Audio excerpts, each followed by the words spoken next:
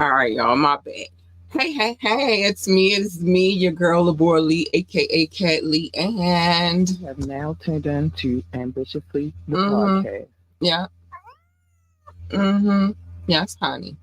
You have turned into Ambitiously the podcast. Welcome. If you're new here, if you're a regular, hey. Anyway, today, oh my gosh, it's gonna be it should be amusing, but not amusing. It's a little heavy too. Today is Wet and Wired Wednesday. Today is the day that we talk about those taboo things, those things that, they say you're not supposed to talk about, but we talk about them anyway because we don't care. We don't. And that's that. Now, it's a few things that I would like to say. Okay, good. Thanks, Doc. Doc said the audio and visual is good. We was having some complications yesterday, but we got it together today. Um, Few things I need to say before we get into our shenanigans. Join the conversation. You could drop a comment at any point in time that you feel free to do so. Um, right now, we're not taking call in. That'll be soon, but we're not taking any call ins right now. So don't even worry about the number. That's going to change as well. You can ask me to drop the link, and I will, as long as you are on your best behavior. I will. I'll do it.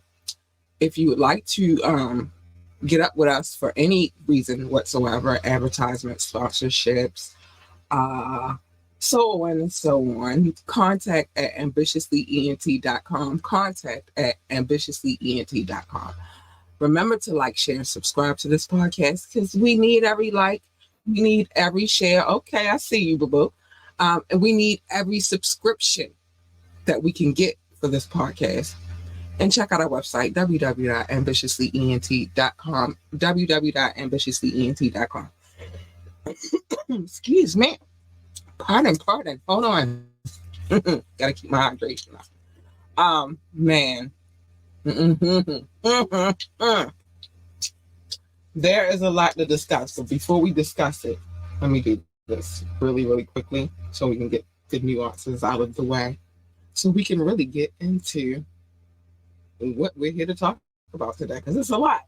Y'all read the title. You see what it said. Hi, my ambitious ones. I'm so excited to talk to you about Transcending Sound and their amazing aromatherapy product line. It's like you get a lot for your buck with them. With each candle or wax melt scent, it comes with a playlist. That's crazy, right? Each playlist is based in hip hop, R&B, and or jazz. One of my favorites is called Fly Love Song. I burn it on a regular. It's grown and mature scent with a 4-hour and some change playlist to go along with it. Now, the smell. You get touches of jasmine, amber, sandalwood, and musk. Oh my goodness, it smells so good. I highly recommend. So if you're big on aromatherapy like I am and you love hip hop, R&B, and jazz, this is where you need to be. So make sure you use our discount code ambitiously15 to receive 15% off of your purchase at checkout. It's a vibe. Catch that vibe. Little aromatherapy and some good music to go along with it. You can't lose. AU Big Purr. As a matter of fact, one of my other favorites, you need to see this. And it's called Infinite Possibilities. I think I'm going to light it for this because we are about to talk about some things, and I need some good aromatherapy, some good vibes, dropping around this piece. And I feel like that'll help us out with what we got going on today. I'm about to bring my, I don't know what to call it, Doc. It's my book. I'm about to bring Doc up in here really quick. Hey, you big purr, because we got some things to talk about.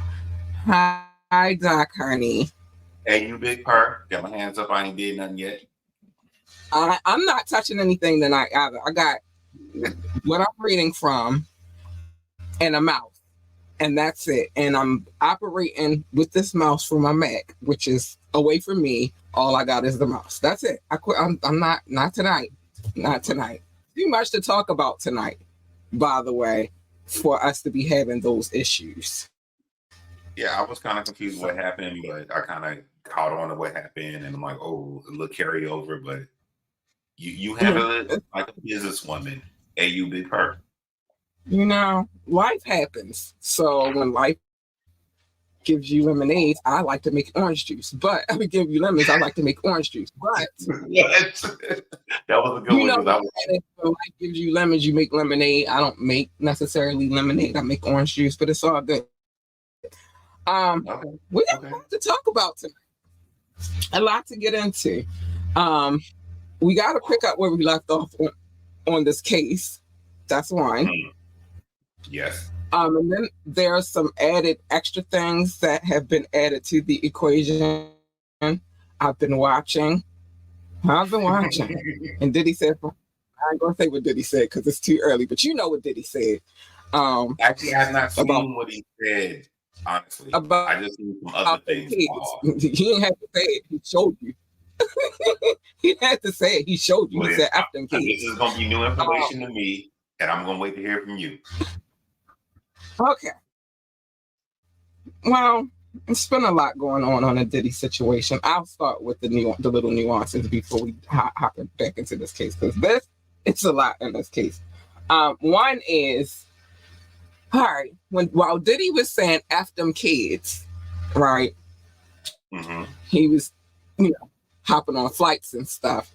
One of the members of his entourage was taken into custody because he had narcotic on him. I'm not going to get into the types of narcotic, but he had, all that good stuff on him. Okay.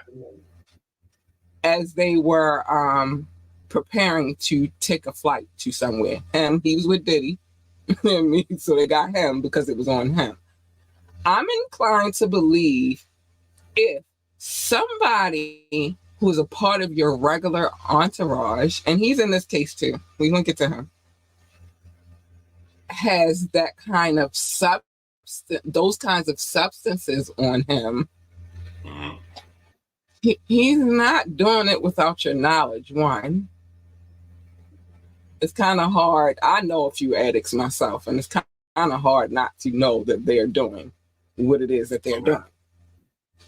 And two, he had it on his persons while they call him a mule. I saw that. I saw that. So he's a mule for what? Diddy? You and your shenanigans. So I digress. I want to get into this case some more because he's a part of this case as well. And what else did I have to put on there? Diddy's lawyer said this is shenanigans and this is gross and unconstitutional and all of that good stuff that they say. All those things. Yeah, that they say when they raid your Homeland Security, raid all three of your homes. This is what they say. Yeah. Okay, so let me get back to the mule real quick. Go ahead. Wait, what statement are you on? I just want to make sure I'm still tracking. All right, so we are we're gonna go back into this grooming situation for a second.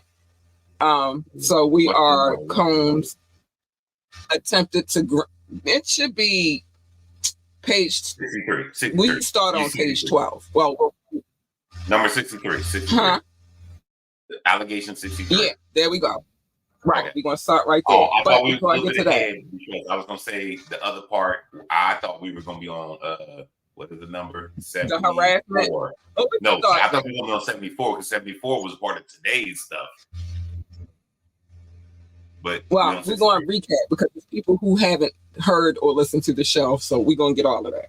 All right. Got you. But the associate, the mule, his name is Brendan Paul, and they have him on camera. It's been reported by the news, Channel 7 News. I'm assuming this was in, I don't know. They don't say what state. But it's channel style. Okay, WSVN 7 News. So whatever state that they that news station is in, they got it on camera, him being arrested, taken away in handcuffs. And So if that's I that. remember correctly, this should have been, I think it's in Florida, it should have been Opalaka, because that's the video footage where he was at the executive airport with his entourage that TMZ had. So that's probably why he was pacing back and forth in that footage. Because his mule had just got caught with some narcotic on him. Now, it's been said in this case as well, and we'll get to that as well, that Young Miami is in the fold. Well, we know that by reading this case, but Young Miami is definitely within the fold, and there's some allegations that were made against her. Not only against her, but 50 Cent's baby mama is in this case too. Daphne Joy, she's in this case too. Child, it's so salacious. So let's get to it, because it was a few things I wanted to touch on I want to make sure I didn't miss anything else I wanted to bring up. It looks like Cat Williams was right. You just gotta say no. Cat said you gotta say no, and you gotta say no to Diddy. That's what he said. So let's get into this. So we're gonna start actually at 63, only because I want to catch some people out. All right, so last we were talking about the harassment and the grooming. I'm going to go back to the grooming because that is another part of the visuals that you get if you go and download this document on the app, like I told you. Got a lot of work, and I got some good news today, but that's neither here nor there. So Mr. Combs attempted to groom Mr. Jones into engaging in homosexual acts. Is that a better way to say it? No, there's no better way to say it. You have to say it that way. I'm trying. I don't know. It's very hard. There's no other way to say that. Yeah, I could have said what it said, but I was just trying to be, politically correct. So Mr. Combs was aware that Mr. Jones looked up to and idolized. Oh yeah, we definitely read this, but he looked up to and idolized music producer Stephen Aaron Jones. I hate that they got his whole name in here, but Stevie. Yeah. Aaron is so normal. Aaron. Well, I don't know because that's a store, but I'm quite sure he was Aaron before Aaron's was a store. But whatever. So Stevie J, we know who Stevie J is, and we already went through who he worked with and who he's made music with. I'm not doing all of that again. And Stevie J was also one of the producers on the Love album. Now, allegedly, Mr. Combs used access to Stevie J and his knowledge of Mr. Jones' admiration for Stevie J to groom and entice Mr. Jones to engage in titillating activities. I'm getting better. Titillating activities. Mr. Combs, listen, I'm trying to figure out how to word this crap. It's legal documents. You can read what is legally there. It is legally there, but they were talking about the things that you can and cannot say. Well, look, why you drink that? It's a pivoting situation. That's a lot. So yeah, he tried to get him to do some titillating activities by telling him, using Stevie J as bait. Okay. Mr. Combs went as far to share a video of now we said this the last time we spoke.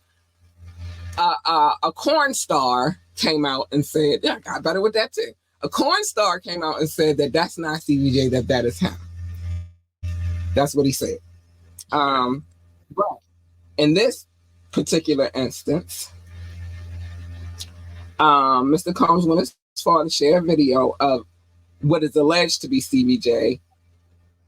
I don't know how you say this without doing nasty things with a Caucasian man.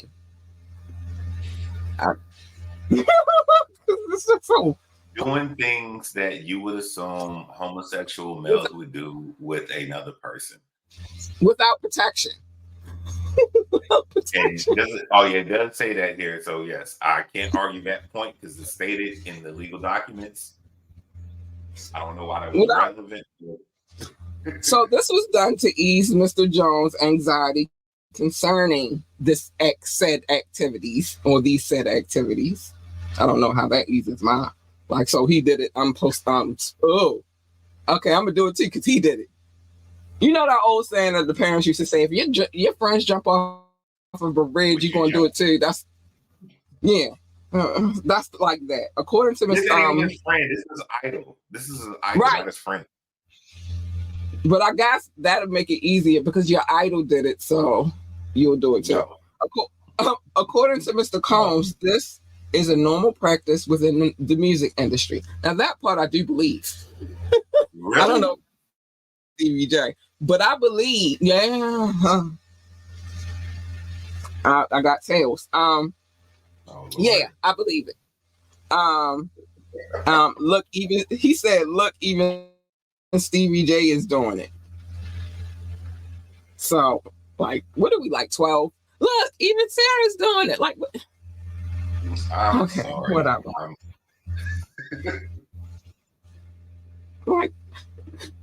Stevie's doing it. You should do it too. Come on, man. What? All right. Makes no sense. All right. So, if I can say something real quick. That's weird, unless it is really that these people who are super talented, and I'm gonna put Kanye in the same box.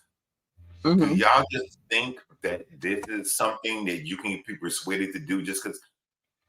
Look, I ain't never been a gang member. Anything I ever did was on my own, and even my brother couldn't make me or tell me, "Hey, everybody's like, why you doing it then?" Or, nah, not my cup of tea.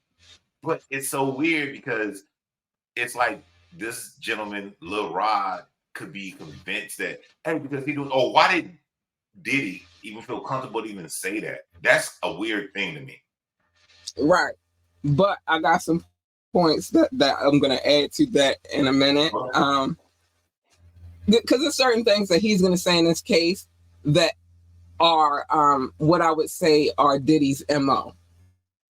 And I'm gonna tell you why it's Diddy's MO, because it's been proven on camera that that's how he get down. But let me get to it so I'll insert that when it's supposed to be inserted. Okay. So Mr. Combs informed Mr. Jones that he had engaged in activities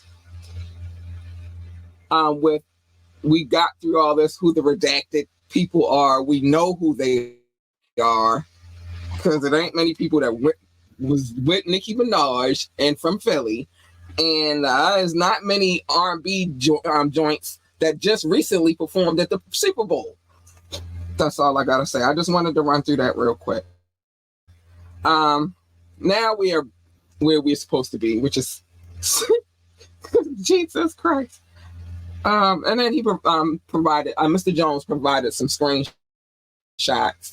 as well in this case. This is why this case is going to be impossible civilly, not criminally, but then criminally perhaps too, because Homeland Security done raided 3 of his spots. So I think they did that to prove, get the proof, the actual proof, so they can go forward with pressing criminal charges. Because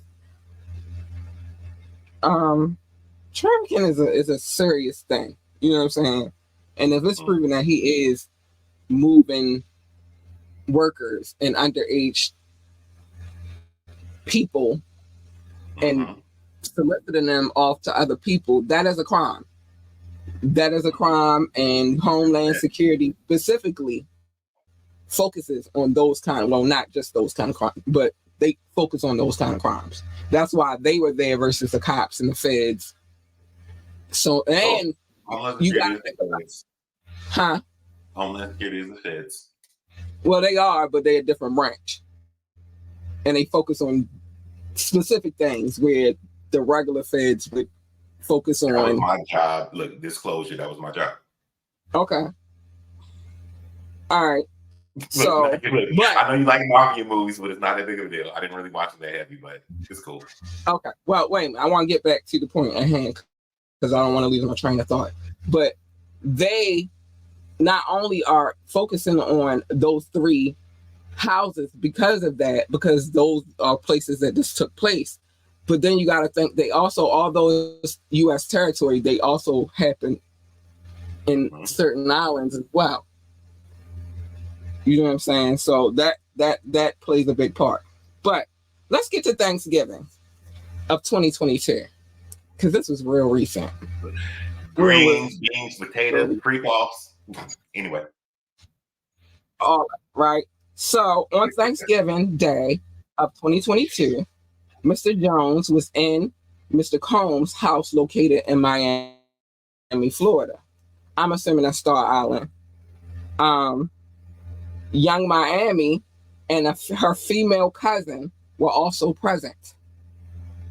Oh, it gets deep with Young Miami. This is just the tip of the iceberg. Mr. Combs was intoxicated and offered narcotic, because whatever, offered narcotic to Mr. Jones. Mr. Jones rejected him and proceeded to walk to the restroom. While using the restroom, Young Miami's cousin burst into the bathroom and began groping Mr. Jones. Well, how aggressive is that? Wait a minute. I feel violated and I'm not him.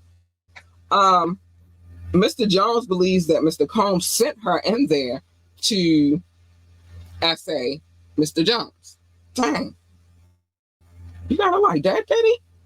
As she entered the bathroom, she dropped to her knees and began performing fellatio.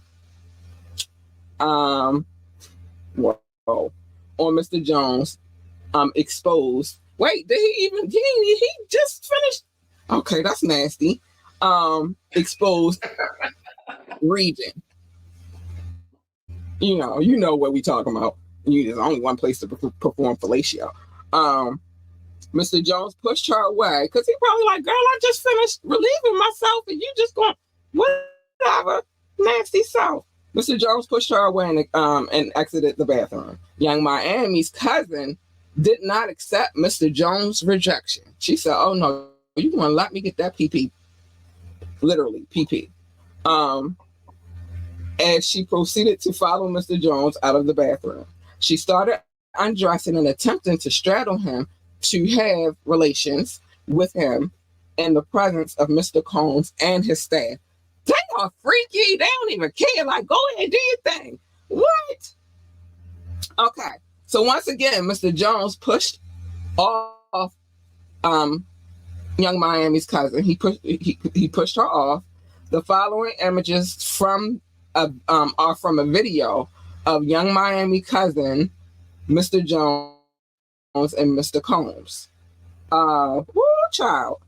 So in these photos, we got Mr. Jones, Mr. Combs on Thanksgiving Day, right before Mr. Combs invited Mr. Jones into the restroom to attempt to force him to take narcotics.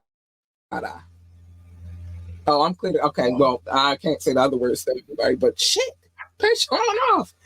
Young Miami and her female cousin who essayed Mr. Jones on Thanksgiving Day is in the picture as well. And the pictures below the other pictures. Now, let's get to the trafficking section of this and Victims Protection Act. Throughout his time with Mr. Combs, Mr. Jones was transported from California to New York, Florida, and the United States Virgin Islands, which is what I was saying about, even though they're United States region, they are out of the country. During this time, Mr. Jones was forced to solicit workers and perform acts to the pleasure of Mr. Combs. Whoa. On or about February the 4th, 2023, Mr. Combs forced Mr. Jones to bring workers back to his home in Miami, Florida. Saying, yo, made him do it. Go get me something. Right now, it's like he sent him out for a bag of chips or something. Go get me some. Go ahead, hurry up. I'm hungry. Like that's how he brushed him off. All right. So here, he also provided a picture. This is the workers that Mr. Combs forced Mr. Jones to bring back to his home. So this looks like a dude.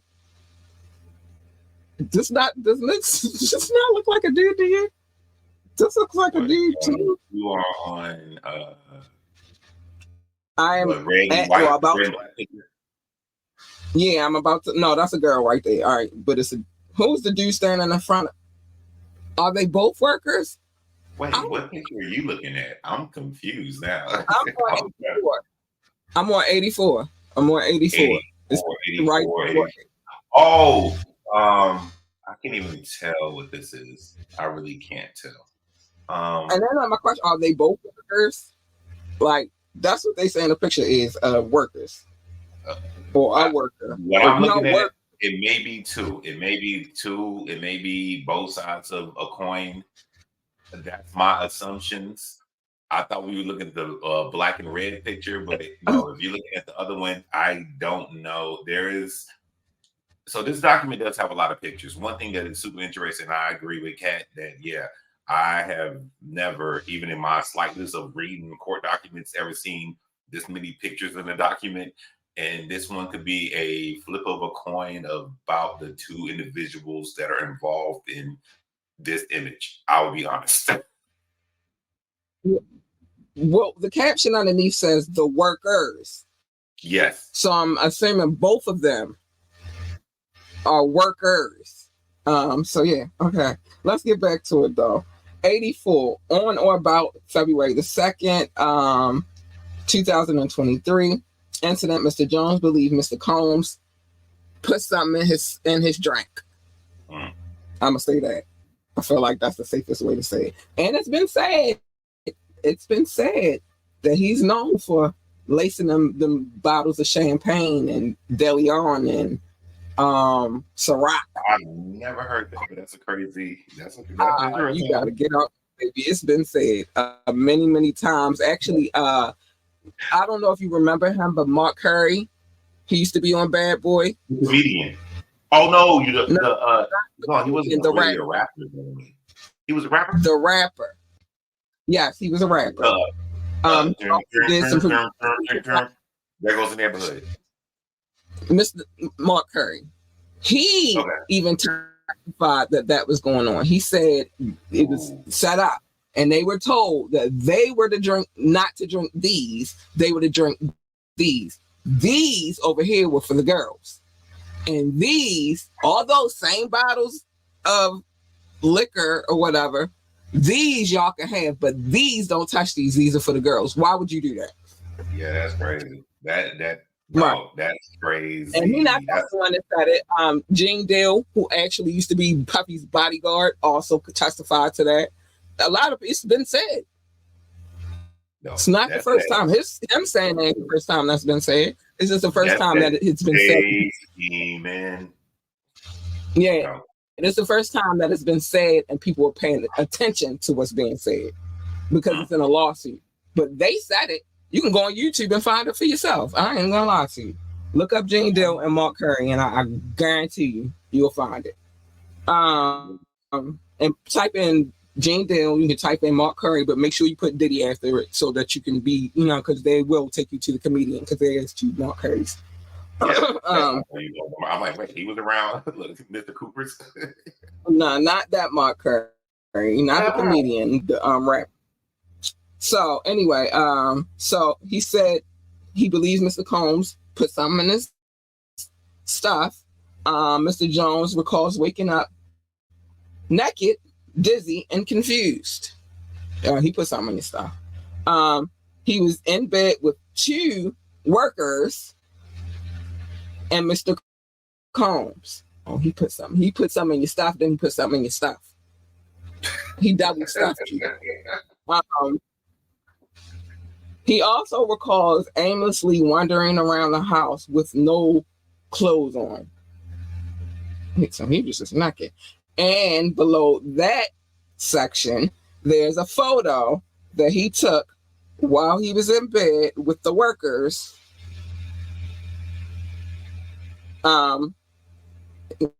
Pictures he took while he was in bed, well, when he woke up with the workers, the morning after being double stuffed.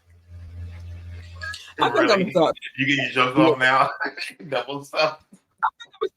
he was double stuffed.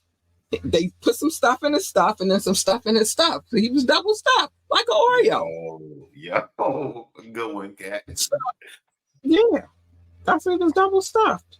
So when it comes to having to say certain things from now on, he got double stuffed. Look, my only question. This is my question. It was Thanksgiving. What? Did at least the turkey get stuffed? Triple stuff. I don't know about the turkey. Thank you. But I'm assuming that the chef stuffed the turkey too, if they had turkey. I don't know, but he got double stuffed. Allegedly, from what he's saying, he got double stuffed. So on another occasion in Miami, Florida, on Thanksgiving was lit. Thanksgiving night of 2022, Mr. Combs and Mr. Jones and DeForest Taylor to enter the studio bathroom. What's going on in that? He asked him for $100 bill because he wanted to do them to do narcotic with him. Dang, on $100 bill?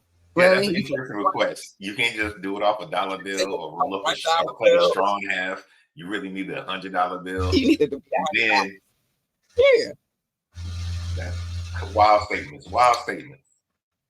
You gotta put it on. You can't have $1. You gotta have $100. Crazy. Or maybe it's because he was about to do $100 worth of stuff that he was stuffing people with. I don't know. Anyway, You take a key. It hit a $100 bill. That's a wild, very explicit statement to say here, though. It doesn't sit right to me because it sounds $100 bill, really. But I don't know. Let's keep going though, because maybe some more stuff will give us some insight on why it was $100 bill. Mr. Jones was scared, but luckily he didn't have $100 bill. Woo! He dodged the.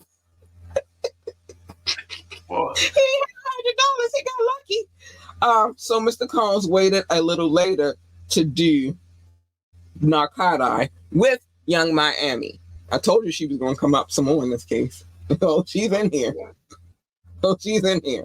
Later that evening, he required Mr. Jones to solicit workers from Booby Trap on the river located at 3615 Northwest South River Drive, Miami, Florida. Got the zip code. It's a good place. I ain't gonna cap. You been there? Yes. Good place. Oh my gosh.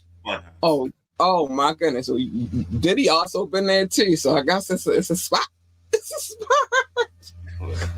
If you were young, or if I was young, I would say it's lit. It's lit. Booby Trap. Whoa. Mm-hmm. Okay. So you know where it is. I don't need to say the zip code because that's in here too. But Doc obviously knows where Booby Trap is. So Mr. Jones did so, and Mr. Combs forced him to engage in unsolicited acts with these workers. Oh, he said, "You're going to do what I said you're going to do, or I'm going to double stuff you again." And that's it. And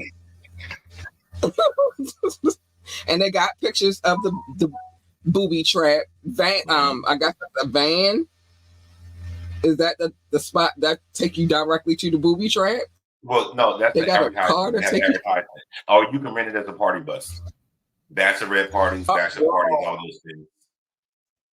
Oh wow! Oh, they smart. Get that money. It's a hustle, But you got to understand that That's when you enter that world, you are completely surrounded by hustlers. yeah. They, Yeah. I like the ingenuity of it all. Yeah. I mean, not necessarily the workers part, but you know, like if you want to go there, you can get a ride. Yeah. You can rent and take your crew over there. You feel me? Yeah. Okay. Yeah. But if you go there, you have to be a person that's fully aware of what you're getting into. I would say that in all Well, honesty. I personally would never go there, but Oh, well, okay. I'm just saying. I personally would never go there. What is it? A strip club? Yes. It is. I don't go to strip clubs. I don't like male strippers, and I don't. It is a strip club, and if So you don't frequent or have never been to a strip club, it is extremely different. Down south strip clubs are extremely different from up north strip clubs, or even when you get to Virginia, strip clubs are extremely different. Strip clubs down south, they have a club vibe, as in anybody could be there, women there, guys there, dudes there, but certain strip clubs get a reputation for being certain ways. Everybody that's in there make $1 or to get $1 or to take $1. There's a certain things about certain strip clubs, especially down south in certain areas too, that you go to. They don't operate as they know it's not just a strip club, it's not just dudes there getting lap dances. No, it's people that hustling, working, gaming, scamming, scheming. All those some of everything. All right, I can dig it because it's like that in a lot of places. Now let's not get that twisted. I never said I haven't been to a strip club. I've been to a few. Some down south, some up north, some in Vegas. I just personally am not aroused by the idea of a stripper. You know what I'm saying? Like it doesn't do it for me. So it's just like, what am I? And I'm not giving them my money because I don't operate like that. I like my money too much. I had the same feeling because it's just a fun time to me. It's selling a fantasy. And unfortunately, some people fall into the fantasy. But some people have enough money to where that fantasy become reality. And I assume you hang around with obviously Puffy did. So no, I don't think it was a fantasy. I think he made stuff a reality. And unfortunately made it a reality. That's what I was agreeing to. That's why I said obviously Puffy had enough money to make it a reality. Yes. Am I right? You damn right. Look, you damn right. That's my arousal zone. I get aroused by tacos. I did. You are right, Rock. A taco will, food in general, but a taco will do it for you, girl. And then I got, whatever. But yeah, a taco and exercise. Yeah. You're right about that. I'm gonna leave that right there so y'all know. You want to turn me on? Feed me. As a part of Mr. Jones' workers recruitment tools, Mr. Combs provided Mr. Jones with a bad boy cap. I feel like I read this, or maybe I just read it on my own, but a bad boy baseball cap, and requiring him to wear it to the booby trap on the river as a signal to any of the workers, because he's been doing this. He approached that Mr. Combs was in town and had sent Mr. Jones to recruit them. Dang, I was like, put this on. He became a strip club street team, basically. Right. Put this bad boy hat on and go out there and get me some chips. Mr. Jones had no desire to visit the booby trap on the river. Mr. Jones had no desire to solicit workers from the booby trap on the river. I hate saying the whole name of this establishment because it's long. Mr. Jones used his power and influence to intimidate and force Mr. Jones into soliciting workers from the spot, because I'm tired of saying it. It's getting on my nerves. They'll take a trap. From you down there, they'll take a trap. The trap.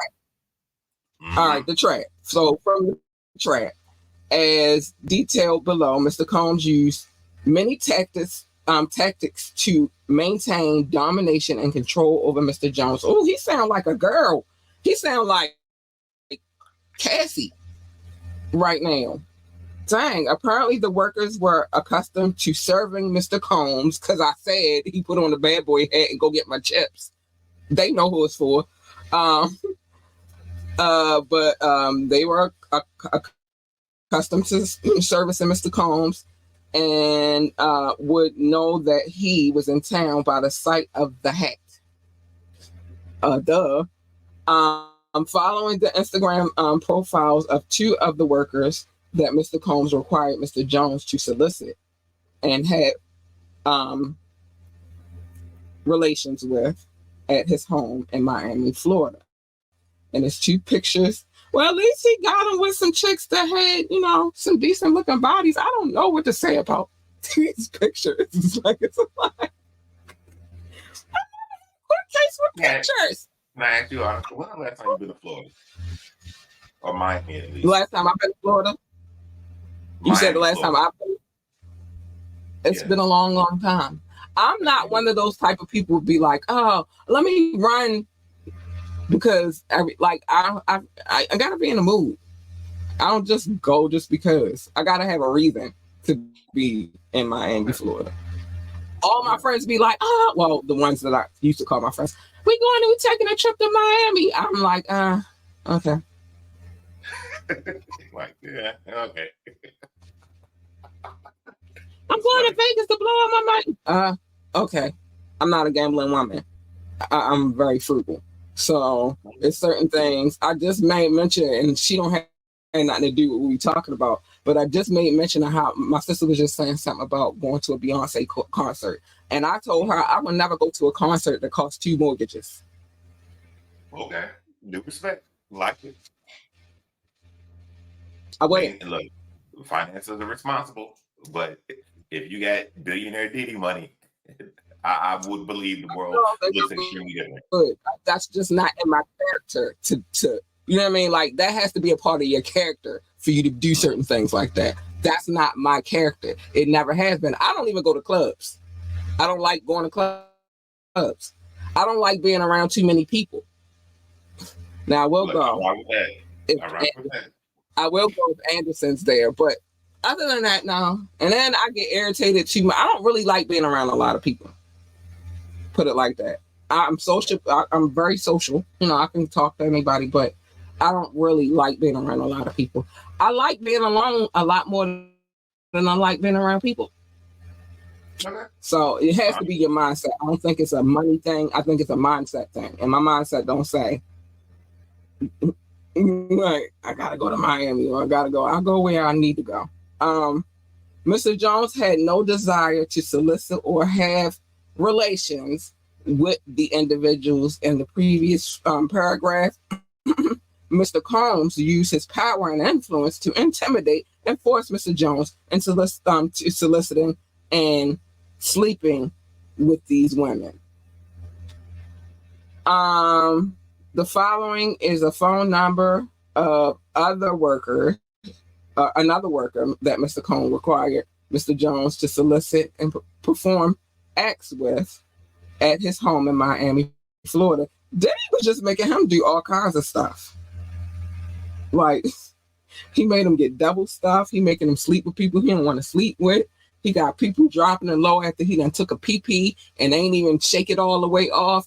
It's a lot going on. Oh my Lord, it's a lot going on. Mr. Combs used many tactics to maintain domination and control over Mr. Jones. He promised. Now here is where Justin Bieber comes in, right? Oh yeah. Well, what I said, this has been proven as his MO. Diddy's MO. He promised him a Grammy. How powerful do you got to be to promise somebody a whole Grammy? Never mind, it's a whole Grammy, a board that sits down and votes who gets the Grammy. This is why same fucktards keep getting the Grammy all the time. Because I like them to give you the Grammy. And it'd be old stuff too. You ever notice that? Like Alicia Keys like the album came out like the beginning of the year before. That is kind of weird. Came out like almost 20 years ago. Alicia Keys. why she won and won, and she ain't even have a Grammy.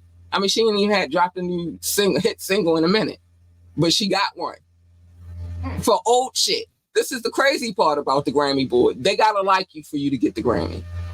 It's not who is doing the biggest numbers or who got the most fans. They really gotta like you. And I ain't gonna lie, I've sat down on a couple of interviews of people who was on the Grammy board, and that's no lie. They really gotta like you. They don't rock with you, you don't get the Grammy. But Puffy said to him, I can promise that he promised him a Grammy for Producer of the Year for the Love album. I don't know, he did get a Grammy nod, but then all this stuff started breaking out, and he was like, no, don't even bring your black behind over there. He offered him $25,000 to purchase all the instruments he wanted. He promised him ownership of his $20,000 $20 million property. Oh, you just was trying to get that booty bad. Star Island. I'm just so flabbergasted in Miami. So he was going to give him Star Island. And he was lying, though. That's that gaslighting stuff that people do when they whine. You know what I mean? That's what that was. He wasn't giving him Star Island. And he promised access to the record label execs like defendants Lucian Grange and Ethiopia, and I'm not going to say her name because I'm going to mess it up, and I already know I am, so I'm not even going to lie to y'all. Mr. Combs often switched up his approach and would go from promising Mr. Jones the world to threatening Mr. Jones with physical harm. With Mr. Jones, when Mr. Combs threatened to eat Mr. Jones' face and inform he was high off that stuff. Eat his face and inform Mr. Jones that he is willing to take out his mother, his own mother, Janice Combs. See how she get in the equation, Puffy? She mind her own business with them little dumbass blonde wigs she be wearing. But anyway, if he must in order to get what he wants, so he wouldn't think twice to harm Mr. Jones. Jane Dill did say some crazy stuff about Diddy and his mother, but that's for another day. Where it comes in, where I say that's Diddy's MO, because you see how he just stated how Diddy offered him, even though he was lying to him, Star Island, and he offered him $250,000 and a Grammy for Producer of the Year. Now, there is footage, and I'm not sure if you've seen it, and I'm not sure if y'all have seen it, but I'm nosy. I told y'all I'm nosy like this.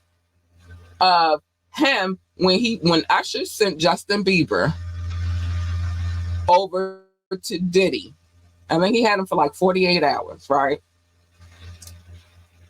Usher sent him over to Diddy for 48 hours, and what he did in that footage is he offered Justin Bieber a very expensive car, told him when he turned 16, that was his. And then he said when he got 18 or something like that, he would get a house. I'm not making this up. It's available online. All you got to do is look it up. So that's why I say that's Diddy's MO. He will gaslight the fuck out of you, love bomb you, and threaten to take your life and eat your face off at the same time if you don't let him double stuff you. That's all I'm saying. That's all I'm saying. That's all I'm saying. No, listen, for the rest of this case, it's double stuffed. I promise you. When we come back, because we gotta other stuff we gotta do. When we come back, we will be talking about Mr. Combs and Mr. Combs, the father, and Dior Combs, the son, soliciting, messing with the narcotic and messing with them babies that they ain't had no business messing with. We're going to talk about that on next Wednesday, and I'm quite sure some more tea will pop up on this whole situation. I'm here for it. I'm nosy. and I want to know all about what's going on with the situation. I've heard throughout the years that Diddy was a very disgusting individual, though. And this was before the cases came out. These people were saying these things about him before anybody brought any cases forward. That's why it wasn't really that hard for me to believe what Cassie was saying. And then now that his case, I mean, her cases are, we already been through her case, and now this case is, it's too much of a coincidence. Apparently, some of the things that were said. There's 4 more coming down the line. They said 4 more Jane Doe step forward and wanted to say something. Until I get the documents, you know, a while, because I need facts. But if they pull them, then I'm gonna pull them because I'm nosy as hell and I want to read them, and that's what's gonna happen. But when they made available, trust and believe your girl on it. I got, what does this make 5? 1, 2, 3, 4, 5 already. Crazy business. No lie, I got 5 documents already, all involving Diddy. So if there's 4 more coming out the woodworks, I'm going to get them too, because I'm nosy. But that dude is a wild boy. He's a wild boy. He like double stuffing people. That dude is a wild boy. You don't think that was a good analogy, double stuff? He put some stuff in his stuff. But it's crazy. It is, but it's crazy. He double stuffed it. Because my one thing is, I'm a grown man. I've quit a job for less than certain things. This dude, Lil Rod, has not quit this job yet, though. That's the part that's tripping me out. Yeah, but here's the thing. There's no thing. And I know it seems absurd because he's the dude. No, there's a thing. I have a thing. I know it seems strange. Hold on. I know it seems strange because he's a dude. That's the only reason why I would seem strange, because Cassie did the same thing and she did it for 10 years. And remember, you asked me a while back, you know, do I think it's different for dudes and females? Yes. Here's your comparison right here. And it's called Stockholm Syndrome. And gaslight. If I get hired on my first day of work and some weird shit go down, I'm out. And he not really paid either. I'm checking business, I'm out. I couldn't do it. Sorry. First day of work, you show up and like, hey. That he couldn't do it, you couldn't do it. You and him are 2 different people.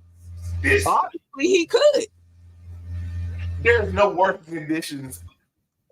No, there's no working condition that exists for this. I'm sorry, Kat. No. Again, you couldn't do it, but obviously he could until he never got his money. And then once he didn't get his money, he was like, that means he was willing to do anything for the money or to get his Grammy. Or I'm sorry, ain't nothing worth my discomfort at all. For the music industry, that's not far-fetched for the music industry. A lot of people do a lot of things. He got double stuff, for God's sakes. And he might have liked it. Who knows? But I can't I'm gonna be honest with you, and I live by this creed. I never speak for what another person can do. You feel me? Or what another person is going to go through, and what another person is going to tolerate, and what another person, because I can't, because I'm me. I'm not them. But I'm going to read these documents, and whatever come out throughout the document is what I read. You know what I mean? But I can't speak for that man. I'm not there. You know what I mean? Like, I don't know what he was able to tolerate and what he was. I don't know. You couldn't tolerate it. You was being that bitch like, I'm out of here. Fuck this money. But he was like, well, shit, I already did the work on the album. I'm just waiting for him to give me my money. And it was a lot of bullshit in between it. Because he never really got paid for that Love album either. But at the same time, you weren't going to really get paid for that album anyway, because it never went anywhere. It went to straight garbage because all of this type shit started popping up. Yeah, that's why you just get paid to do interviews and tell everything you know, write a memoir about everything that you saw, be somebody to make a movie. Look, what is the one low budget, the Lifetime movie, Surviving? You can do anything else other than. I think this gonna be and 50 already working on a movie, so. Yo, 50 is wild. Lifetime not gonna pick it up because that's a ladies channel. You know who gonna pick it up? Netflix. If the ghetto directors and writers on Tubi don't get to it first. Oh, they probably working right now. Right now they working. You feel me? Netflix already on it, but it's probably gonna be a documentary because they do a lot of those. I told you it's one on Epstein and it's one on Just Lane on there already. So I don't know how that's gonna roll out, but so they gonna grab it. But somebody on Tubi ghetto ass gonna make a movie out of it too. So you take your pick. Which one you gonna watch? Tubi. Shout out to Tubi. Tubi works. I get how they work it. I understand it. I ain't gonna lie. I got some shows on there, and my people's got some shit on there right now. My point is this. I ain't gonna lie, because I like Tubi. They ghetto as fuck. It's a lot of ghetto, stupid shit on there, and a lot of shit that I see, and I be like, well, that didn't make sense. You know what I mean? I'm not going to pretty that shit up for nobody. If the shit is fucking ghetto, if it don't make sense, I'm going to say it don't make sense. It just is what it is. You know what I mean? This is who I am. This is what I am, and I like who I am. And who I am is going to be honest to God. Tubi is ghetto as fuck, but there's some good shows on there. There's a few shows on there that I'm watching. Yeah, I had this one show called The Dirty D. That was my show. So don't get it twisted like I don't watch Tubi, but I'm going to address the elephant in the room that Tubi is ghetto as fuck, and that's just what it is. Let them get their bag. I let them get their bag. I will entertain and enjoy it if it's entertaining. I just said I watched it on Tubi, so I'm supporting. I'm not stopping them from getting their bag, but I'm just calling a spade, and that's what that is. I ain't stopping them from getting shit. Make more ghetto ass movies so I can have something to talk about. Thank you. Hey, there you go. Hey, you big purr. Keeping me active. Thank you very much. But anyway, yeah, we gotta get to this love. Oh, I didn't even get to say nothing to him because we saw my Tubi ghetto asses. Hi Mo, thank you for the love, baby. I see you up in the building. Hi Mo. Yeah, man, they still ghetto fabulous stuff. But I like Tubi. Every now and again, you need some ratchet TV. I'm just saying. Yes. Yes. Big shout out to anybody who's watching from Facebook, YouTube, or Twitch. I appreciate you guys so much. I know y'all got to see a lot more of my shenanigans tonight, but the nigga got double stuff. And that's all I'm saying. Ain't you, Big Purr? Double stuff. Supposed to be taken later because I thought it was halftime. You do the love, I go re-up, and then but you played it early. But this is funny. The double stuff is wild. I had to do it the way I had to do it because it was a lot to get through. So, you know, it is what it is. But I want to show love to my listening audience. They don't know what I look like. They just come and listen to my shenanigans and they like it. And so they like it. I love it.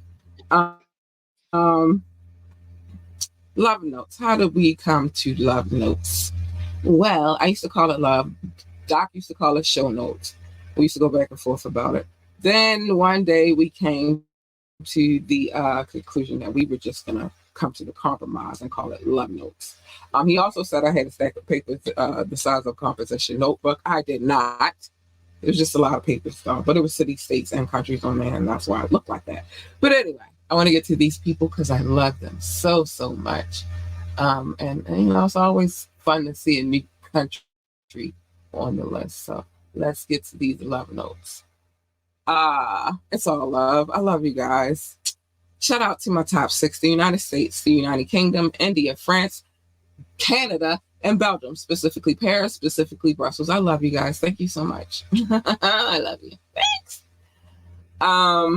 Russia, Indonesia, Japan, New Zealand, Australia, Turkey, Switzerland, Germany, Mexico, Austria, Philippines, and Kenya. Hi, babies. I love you. Thanks.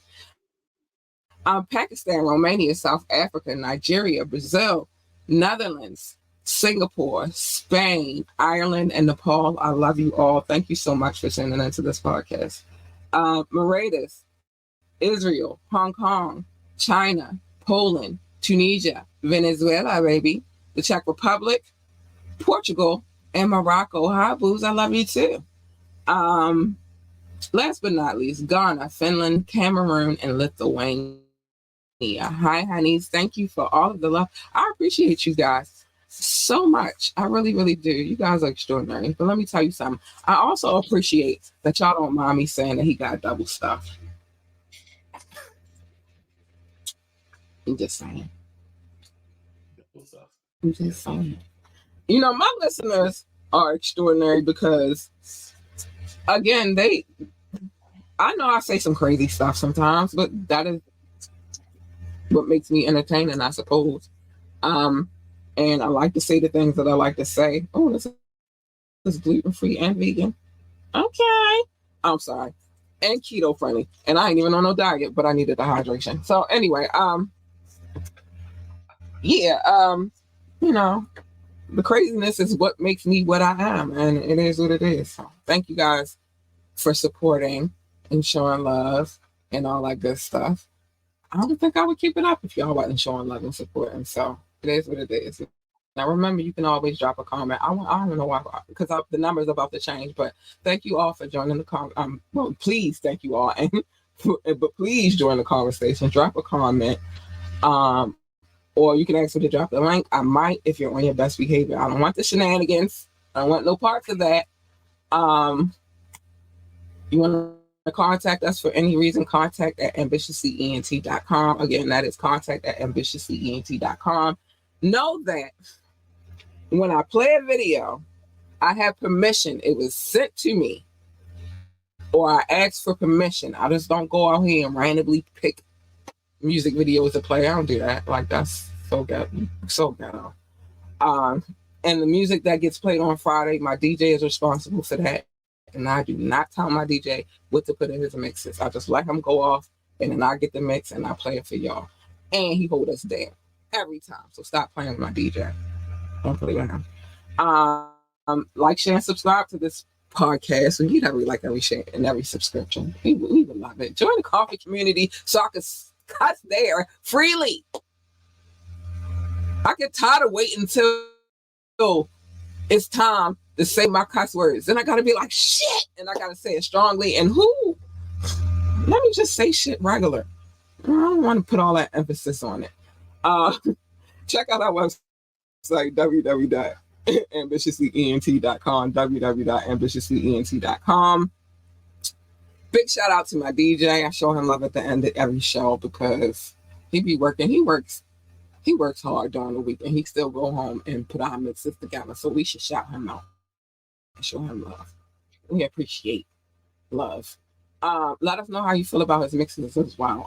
We got a new one comment. We got a special one comment, and I'm gonna get cute for it. I might even put on makeup, and I rarely do that. But we mapped something out. It was an idea, and then now it's formulating into something. So I told him when he was ready, let me know so I could be cute and stuff, because you know it's special. This is special. I don't know what's on the mix, but I know that it's a good one. I can't tell y'all yet until we ready. If you'd like to donate to the show, $ capital LURLUCIDITY, lure lucidity, to lure them in clearly. That's what it means. I'm not gonna keep explaining that to y'all, but it is what it is, and it's a marketing company. So that's that. Yeah, man. Yeah, we got something brewing. Like I said, I don't tell him what to put in his mix. But if I can help generate an idea or a theme, I did.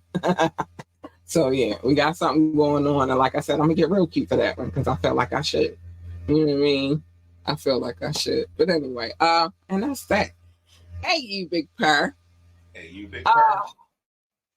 Oh man, that's a lot going on. I told y'all I got some good news today. So I am about to, I'll be on my, um, I got some good news today. So it means it's good news for me, but it's good news for my daughter, but it's good news for this podcast and all the things that we're trying to do right now as well. So we just be looking forward to some things happening around here. You know what I mean? I'll say within the next 2 to 3 weeks or so. So we got some things going on. I said I got good news today. I was happy. Like, really? Okay, Al, say less. Say less. Say less. I deserve it. But anyway, yeah, we got some things going on. Doc, baby, he got double stuffed. What are we gonna do with this? I don't know. We've had entertaining conversations, especially we getting back to you, Virginia. We ain't forget about you, baby.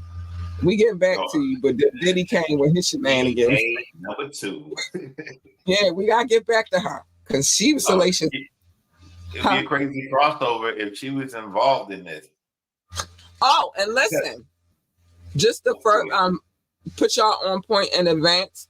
Some of the things that were alleged in the Epstein situation are being alleged in this Diddy case as well. So stay tuned. Stay tuned. It's getting salacious. It's getting juicy. It's getting real juicy. I'm a regular baby. I live in my own simple world. My stuff is not too complicated. When I hear things like this, I be like, these ain't just rumors. What? This is a possibility that this really happened. Look, it's alleged, but alleged. But I will say this: people learn from the people that are their mentors and the people that they hang around. That's why you gotta watch the company that you keep, right? Because remember that that list that Epstein had. Yeah. Okay. Diddy was on that list. He just got his paid to get his name redacted. Oh. A lot of your what? So somebody said, and this is online, so I just take it with a grain of salt. But somebody said the Jay-Z video and what R. Kelly Fiesta was shot at Epstein Island. I thought it was the craziest thing, but I'm like, I don't know. I'm gonna do the research and find out. It might have been. I'm not shocked. Wow. These are men that are girls. So why are we shocked? R. Kelly already proved that he liked young girls. Jay-Z has proved that he liked young girls. Don't think because Beyonce grown now. When he met her, she wasn't grown. No, she wasn't. Foxy wasn't grown. No, she wasn't at all. That was my girl. Then he got this young man running around saying, and that's my daddy. And apparently when he hooked up with his mother, she wasn't grown. You feel me? Yeah. And I know we're getting close on time. There was somebody else. Huh? I'm sorry. Say it again. The young man who is trying to get Jay-Z to take this fraternity test, his name is Ramir. Oh, I remember something about that story.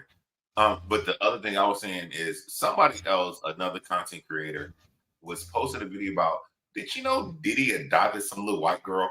Oh yeah. And they went down this whole rabbit hole about her, and I didn't even know that at all. Yeah, I know about that a while back. And actually, when Kim Porter was living, she stayed with Kim Porter and the girls. The twins, right? Yeah. Yeah, and this dude, he did a breakdown about that, and he showed why it was kind of weird. And I was like, I don't know who this kid is, but I mean, I think it's kind of weird that he took Al B. Sure's son and adopted him like Al B. Sure didn't want to be a part of his son's life. I think that's weird. Yes, that part is weird, but I always heard that Al B. Sure had other issues too, very similar to these issues per se. I never heard that Al B. Sure didn't want his son. That part I never heard. Okay, I don't know about, but I heard that he had issues too, and that he was an interesting person also. He might have had, but I'm not hearing the same thing. I'm not hearing what I hear about Diddy. Okay, all right. Due respect.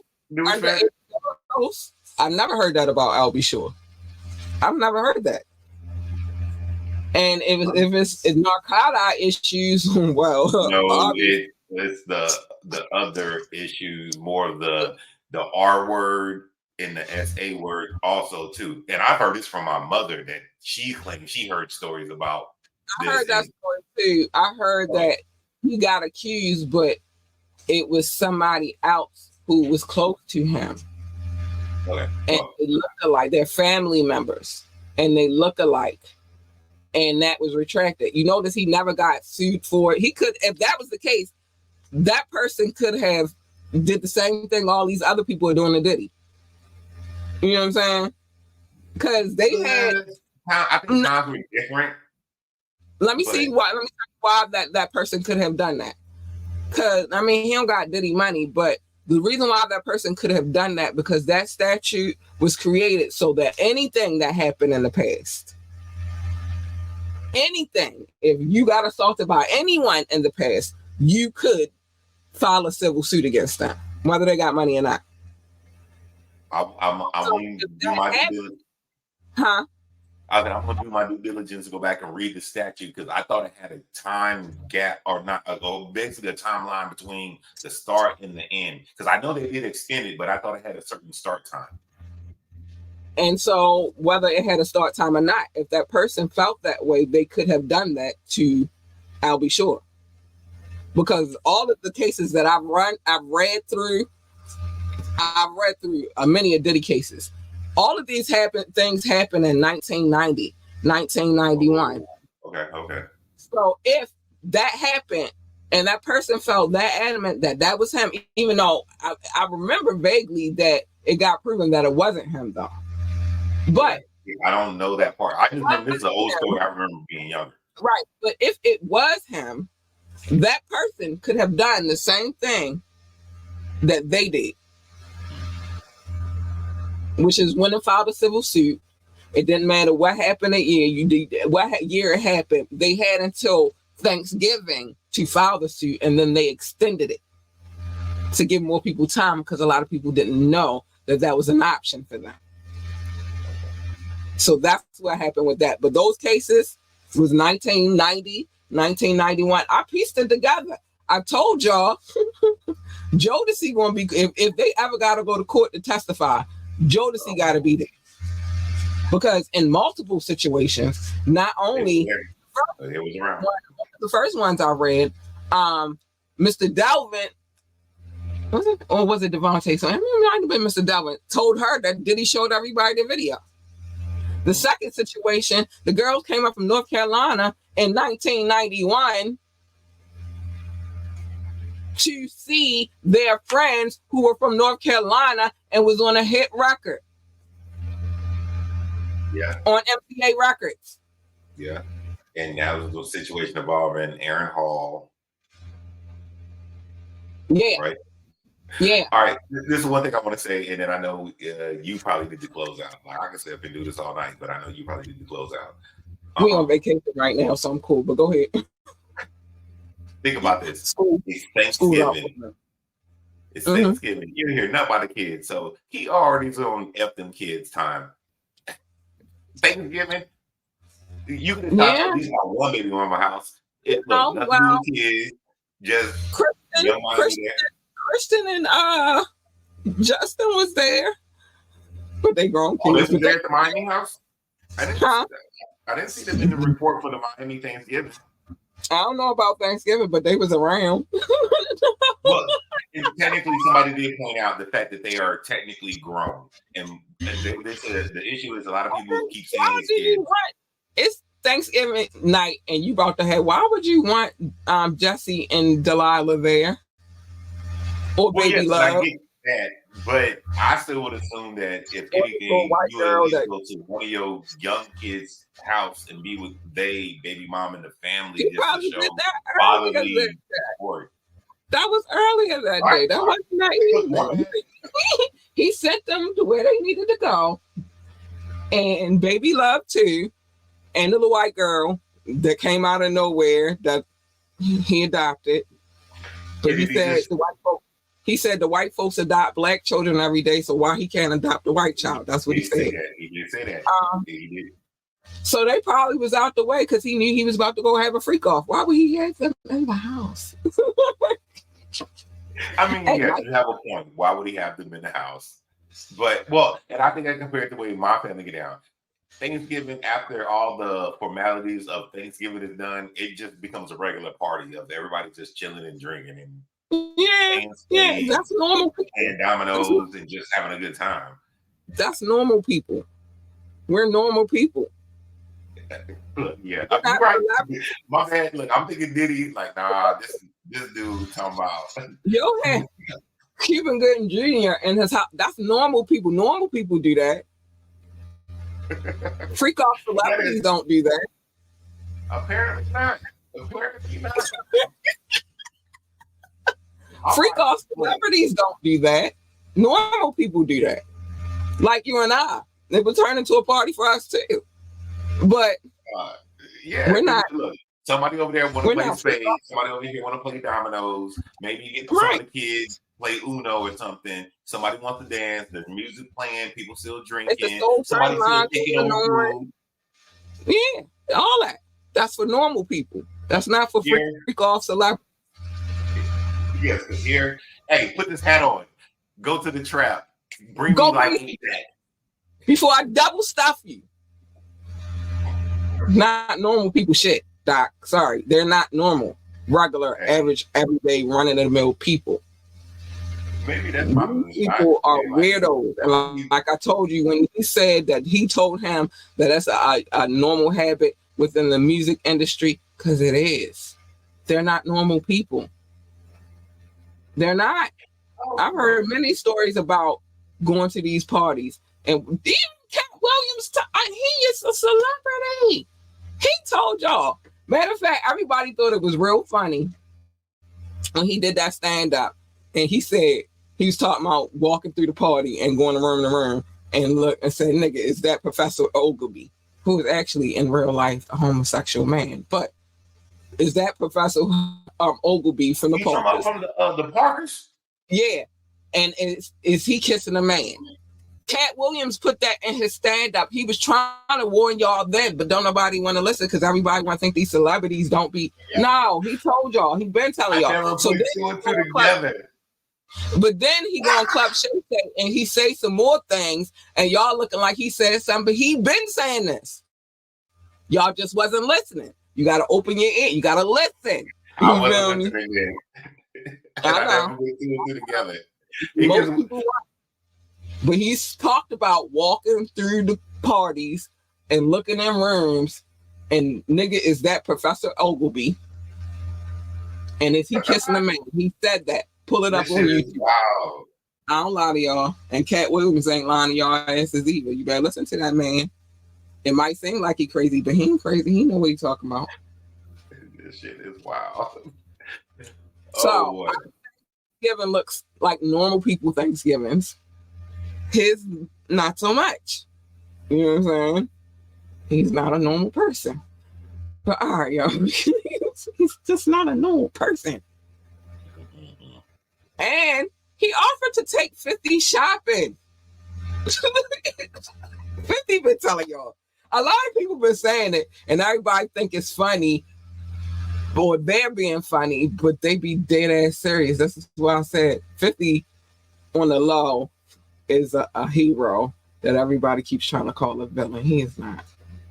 So let me ask this, because I, ever since we talked about the 50 Cent thing, about like maybe 50 isn't the villain that people make him out to be. Maybe he isn't as petty as people make him out to be.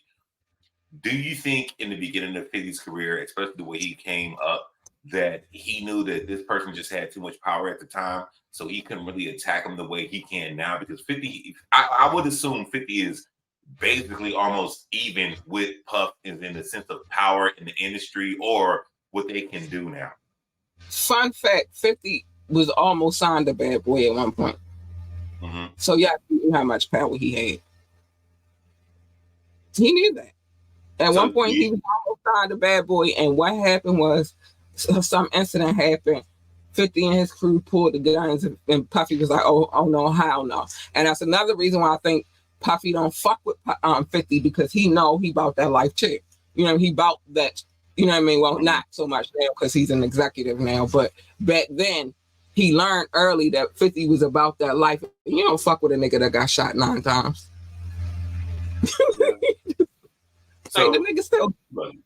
Look, you say you got a little time to spend. So here's my other question that I would ask. Mm-hmm. Based on a certain book that was written by a certain person and a certain person that was involved in the book, 50 is connected to this person with heavy beef. Do you think that also plays a part in the way 50 perceives certain people in the industry? That's why 50 comes off as a bully. Who are these persons? Because we don't. Who are we covering up for? Who is these persons? What book by what person? Yeah, go ahead, let it out. Was it the Superhead or what's the other book? I think it was Superhead with Ja Rule. Oh yeah, Ja Rule involved. Ja Rule, Jeffrey Atkins was involved in it. All of these people involved. I've read the books. I actually own the books. Well, I read them too. I don't own them, but I've read them. With Superhead, she talked about Diddy as well. She talked about Ja Rule as well. Yes. You feel me? Do you think that plays a part in? Because I never forget there was a weird thing about using proper names. Jeffrey Atkins on ecstasy, and it has something to do with Diddy. And then I put right now I'm doing what you do. I'm connecting the dots. I'm like, Diddy has so Bill said there was an incident, and he would know. He was Puffy security at the time. Gene Deal said there was an incident where it started off with Puffy at the toy store, adult toy store, getting plugs and stuff. Then he insisted when they got to their destination, because Ja Rule was he was in a location not far, on going to Ja Rule's hotel. Allegedly, he brought a chick. Ja Rule had a chick in there with him, and they had a little freak off. Did Ja Rule get double stuffed? Probably.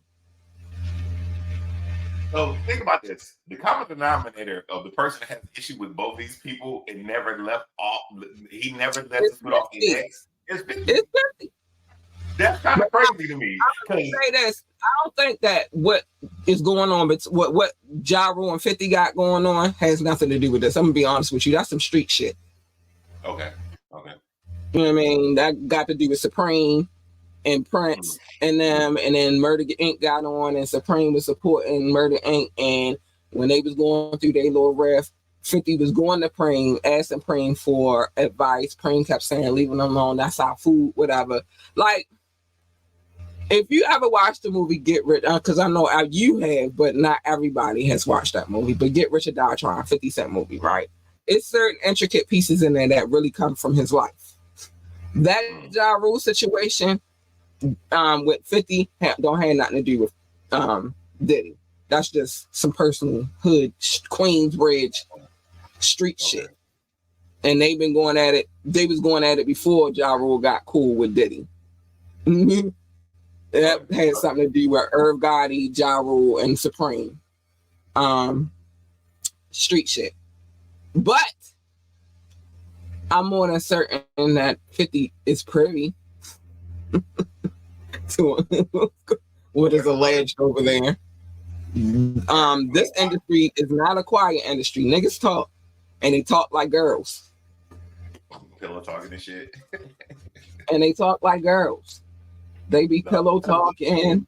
They be gossiping. Girl, did you hear? Even though it's not no girls because it's 2 dudes, but girl, let me tell you, they do that. So niggas be on. But yeah, man, no, niggas do be knowing, but different way I would feel we pass information. Right. But you understand it's completely different about a person that you don't deal with passing information to you, or how you receive information to somebody that's not your homie, that's not your friend, but still connected with somebody else passing information to you. I do think that is different. But I would say, in my perspective, as an outsider looking in, and just as a hip hop fan, I'm beginning to realize at my big old age now that 50 isn't as bad as, in the sense of bad, the way he came off to me. Because now that I'm thinking about him, like, he's connected to a lot of people with a lot of different issues that a lot of other people talk about a lot. I think 50 beef with Diddy is one, he tried to take him shopping, so he felt like he was trying double stuff him. Wrong. Oh, you said double stuff. I said little bro. You said double stuff. No, he was trying to double stuff him. He wasn't trying to little bro him. He was trying to double stuff him. Cause you don't tell. Nah, that wasn't no little bro type situation. And then, like I said, 50 and Diddy had previous history because 50 almost signed the Bad Boy. No, okay. Well, I think that's but Superhead Exhibit did say that Puffy told him to watch out for Superhead because she will have her fingers in your butt. I will say that's what Exhibit, he said that on an interview. You can look that up too. But Puffy told Exhibit to watch his back messing with Superhead because she will have her fingers up his butt. How do you know, Diddy? How do you know that girl will put her fingers up your butt? You just told me he was at the sex shop looking for plugs, so I don't think that's that foreign. And not only did when Puffy told him that, they was at a party when Puffy told him that, then he proceeded to invite Exhibit to go to the club with him same night, and Exhibit goes, him and Superhead, and when they get into this establishment, let's just say it wasn't a heterosexual establishment. Okay. It was a club for those who like the same sex establishment. Right. I'm gonna throw this crazy thought out. Do you remember Making the Band? Yeah. Do you remember the one artist from Florida that left? Yeah. Do you think it had anything to do with something that he probably saw, and him being the way he was a hood nigga from down south was like probably? And you know I'm gonna say this too, because when he dismantled that band, that was one of the people he was keeping. He was trying to keep him. But I think that he showed Diddy too much resistance because he was a hood dude.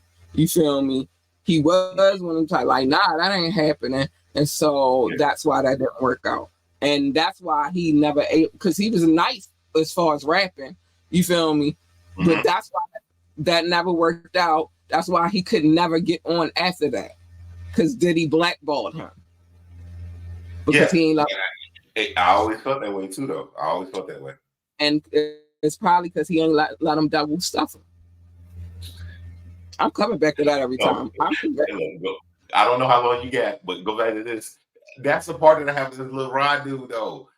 Because to me, nigga, you allowed yourself to be in. This gonna sound harsh as fuck. Some people weaker than others, though, Doc. Some people don't have the traffic. That's my issue, though. And I'm not saying that he didn't. I'm just saying some people, like the young man that was on Making a Band, he got a strong, you could tell by listening to him talk about the situation now. When he has conversations going, he only been online a couple times about it. That nigga had to go back to the streets and all of that. But when he talked about the story, you could tell within him, there was some integrity. Everybody don't have that same integrity. This is why the world is how it is right now. You know what I'm saying? Everybody is not as strong as other people. He could say no, you could say no, but his name is Lil Rod. Little Rod. Oh, the fuck! I don't know what it means much, but no, I remember the dude from I can't remember his name. I keep wanting to say Pedro Star, but I know it wasn't that name. But I remember he was saying it's fucking with my mental. And down south, if you say shit fucking with your mental, that means something is not right with something. And people trip off and kill people off shit like that. But I never forget when he left the band, he was like, it's fucking my mental. Right. Mind you, this dude, Lil Rod, is not from down south, 1. 2, Lil Rod came straight up out the church. So he is not as strong, like he don't got that street mind, you feel me, that this dude, and I think his name was Freddie or something like that. Yeah, but he don't say Freddie Star, but I know it's not that. But I think it was like Freddie or something. Freddie or something like that. But I just said that a second ago. Freddie was a hood nigga before he got on the show. This dude wasn't no hood nigga. So My thought process is not the same. One thing I love about what my mother does now, and she's worked so hard to get to this space. She's a mental health counselor, and although I don't hear her case, every now and again she might be in a meeting, I might hear something, but she has different clients, and all of them deal with things differently. You know what I'm saying? Mm-hmm. Everybody's mindset is not the same. So again, where you wouldn't have done it, Freddie didn't do it. It's a couple other people that didn't do it. It's a lot of people that did do it. You know what I'm saying? Do I think Meek Mill did it? They was wearing matching outfits. Nigga, Meek Mill was hopping for the rich white dude, though. When that clip came out on my timeline recently, I was like... My point exactly. So a weak mind and a strong mind are two different things. Because I don't know no hood, no real hood nigga that's going to let no white man tell him he got a bunny hop nowhere.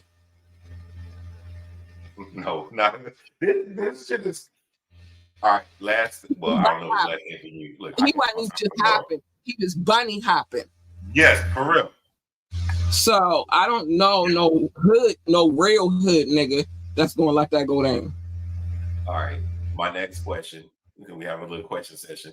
That I love your knowledge and how you tell me stuff that I don't know, that I just like, I'm just outside looking in, but I pay attention and I watch and I read, but there's certain things I know I can't know because I'm not connected or involved like that.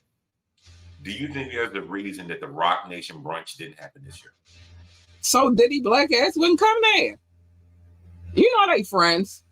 And you can't just be like, now their excuse was because they was going to support their friend at Clive Davis's situation and all that bullshit because he had just won. And all that. It's a weird story too, right? Huh? Clive Davis gets into a weird story too, right? What? Say that again? Clive Davis gets into a weird story too, right? I mean, Clive Davis has always been in every weird story. It's Clive Davis. He apparently groomed Andre Harrell groomed Diddy. And Clive Davis wrote in a book that he's bisexual. So I'm not even. The point is this, right? You asked me about the Rock Nation brunch. And you also got to think about it like this. Around that time, a lot of the Diddy shit started coming up. That's my friend. So I can't really uninvite him, but what I can do is cancel the brunch.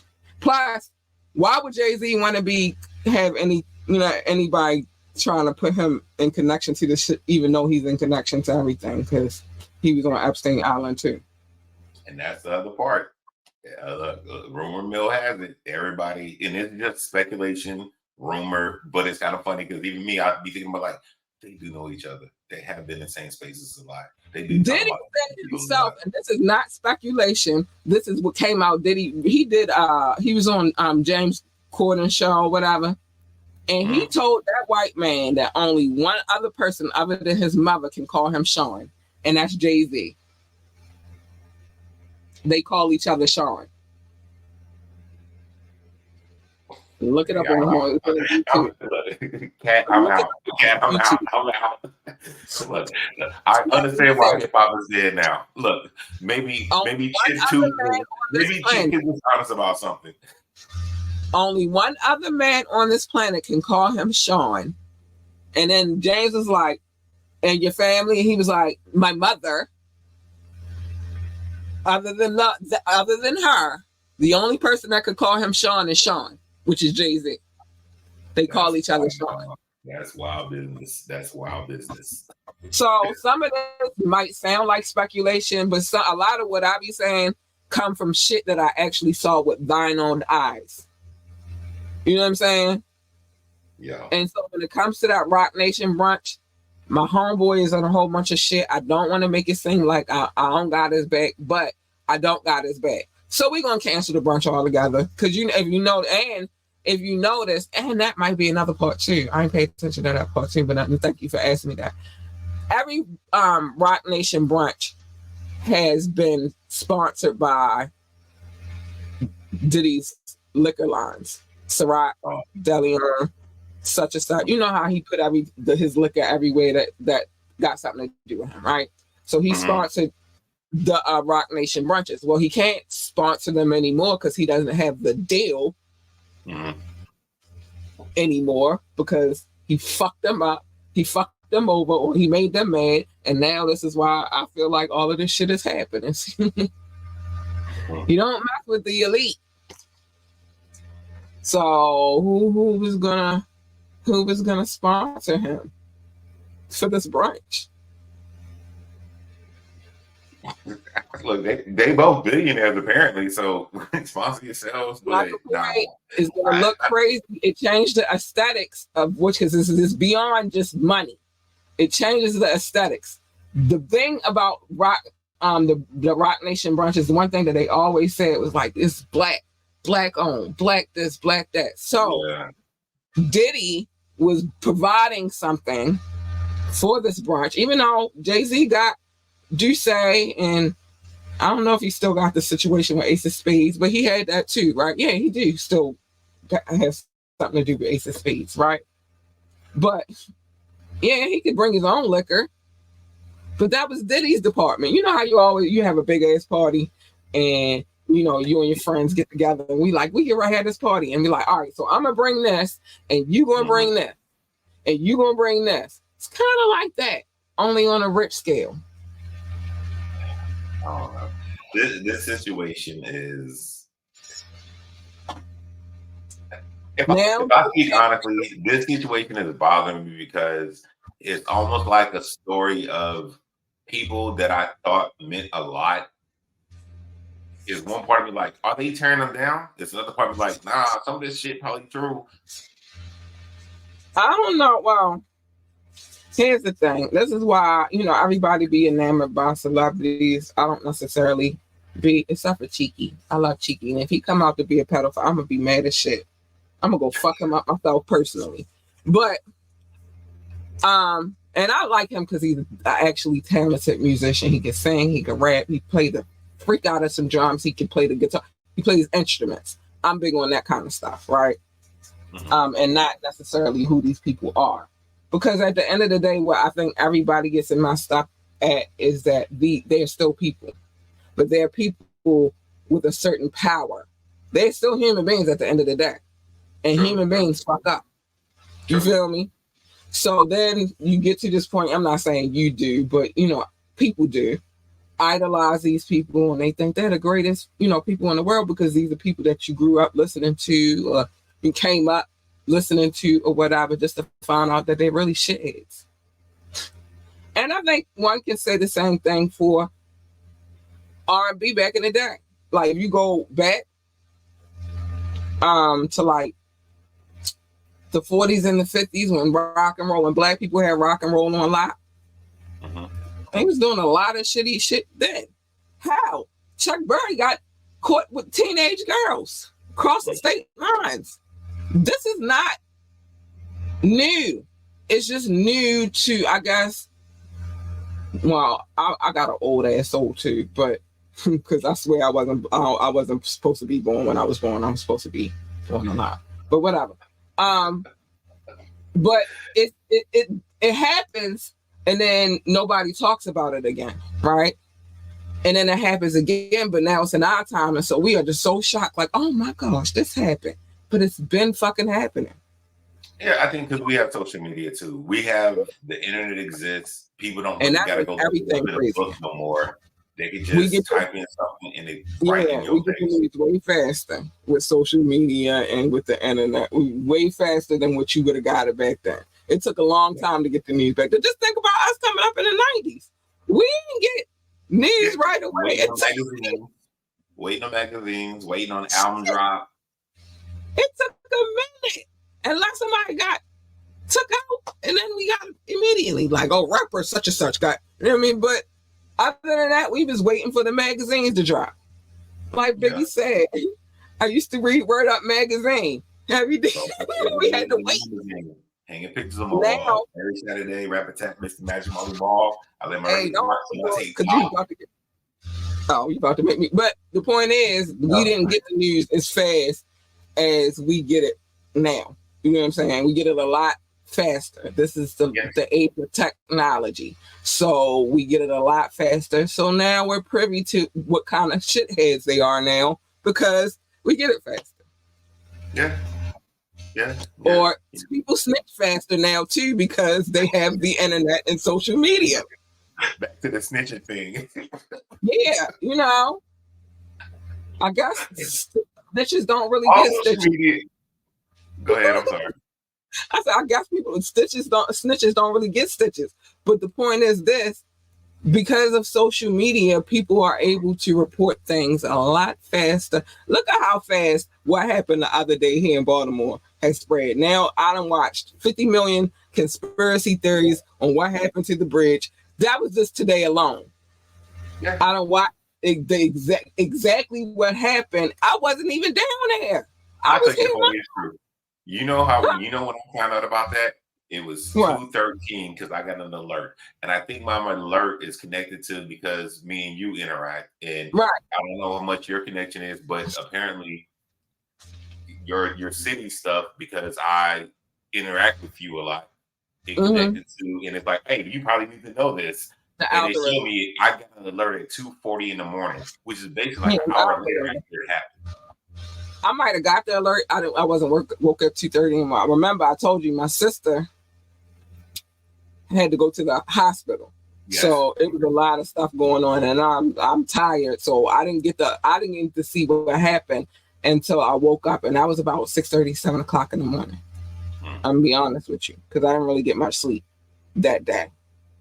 But it happened at 1:30 in the morning. 1 o'clock in the morning. Well, 1:30 in the morning. But just that fast, it spread, and everybody was talking about it.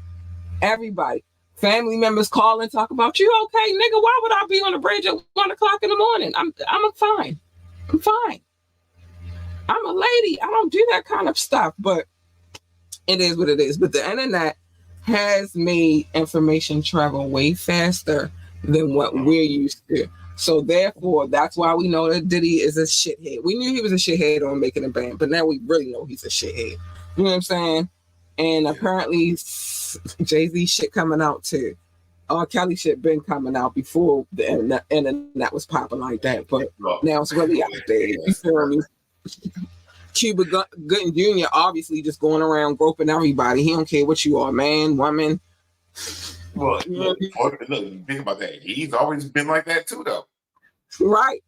But now we know about it faster. So it's just because we have certain tools that they didn't have back in the day. They didn't know about it like that. But if somebody got in trouble back in the day, you've heard about it. It just took a minute for you to hear about it. Now we get it at the speed of lightning. So I got to worry about my nieces and nephews and like, hey, what do y'all know about the world? Because that's my big thing. Is like, hey, everything you see on the internet is not real. Go look at it for yourself. Go read the book for yourself. Go research for yourself. And that's one thing I'm scared. Let me tell you that she has a laptop and a tablet, right? But she can't look at nothing unless it go to my phone and ask me, can she look at it? Okay. And and then I'm looking in her, I'm also going inside of her tablet and her laptop. I mean, if I pay for it, I should be able to look in there. So I'm also going in there to look and see what she's saying. Is she like Roblox? I go into messages, I check them. As a parent, and I can speak from that aspect, as a parent, it is very vital that you are paying attention to what it is that your children or child, I don't know, depending on how many you got, very peril that you go and look at what they looking at. I remember once she was when we were on quarantine, and she had to homeschool, and so I was like the principal, the nurse, I was everything, right? But I would pop in there to make sure she's doing what she's supposed to be doing. Because she in class, I need to make sure she's not sleeping in class, that type of shit, right? And I happened to walk in her room one day, and so the teacher was like, yeah, and Cardi B. And so my daughter is like, well, who's Cardi B? And she was like, you know who Cardi B is. And although I was trying to be respectful because it's class, I'm like, she doesn't know who Cardi B is.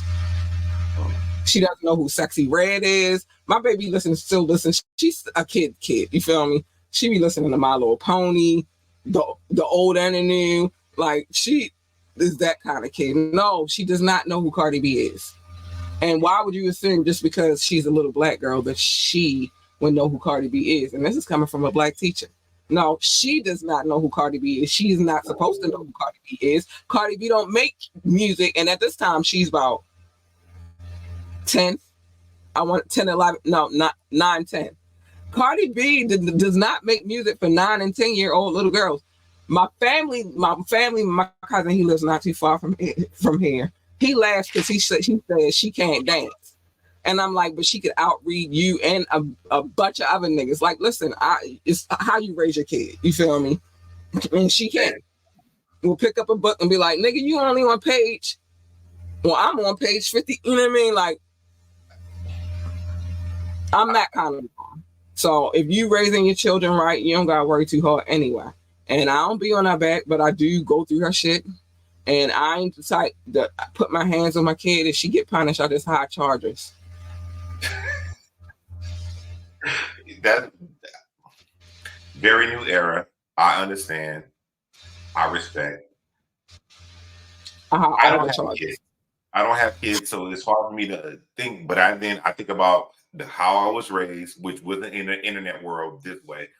Mm-hmm. And then I think about how my sister raises my nieces and nephews, which to me are way more sheltered, but they grew up fully in its environment. And then I compare it to the other people that I know that have kids. I don't have kids, so I always think it's interesting just to watch how other people raise kids. Apparently, there's no perfect way. I don't argue with it because I have no ground on it. No, but our parents are told, you know what I mean? Our parents would say that they weren't perfect. They had to learn too. It's just that I'm lucky enough that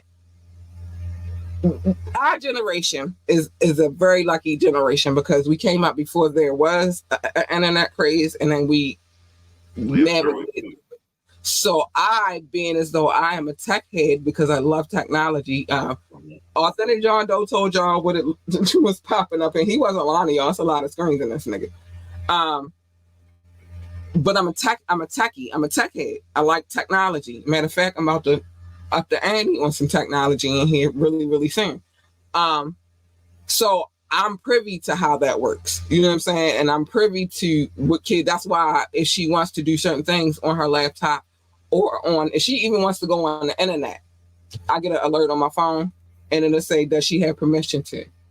And then I'll look at what it is and I'll say yes or no on my phone. I don't even have to be in a room. I'm not saying I'm a perfect parent, but I do a damn. Oh, look, our DJ just told us he's working on a mix now.